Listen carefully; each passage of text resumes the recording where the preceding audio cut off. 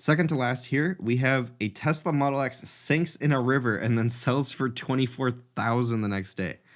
This isn't super surprising to me, to be completely honest. So this did slide into the water while nobody was inside, which is kind of a wild thing to say. Now, the blue Model X, whatever. How do you just let it slide into the river? No one really knows here. We got a few different images to look through of them towing it out. The reason I think this would probably sell still is because getting replacement parts for Teslas is extremely hard, and there's quite a few things that probably weren't damaged. I mean, it's possible the battery wasn't damaged for one, which would be worth about that anyways.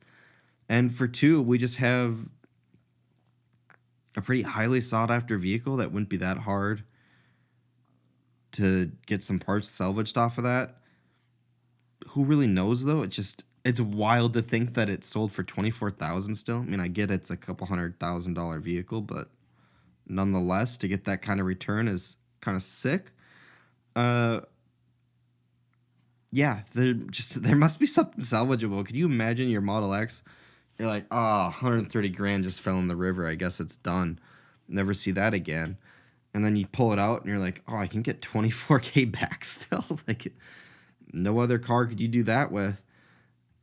And I mean, this looks weird. I'm guessing maybe you could salvage some of the brakes, hinges, maybe the seats even, if you really got to scrubbing.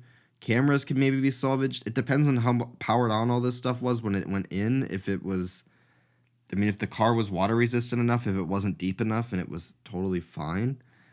Very low likelihood, but one of the options I could see being why they're trying to salvage it.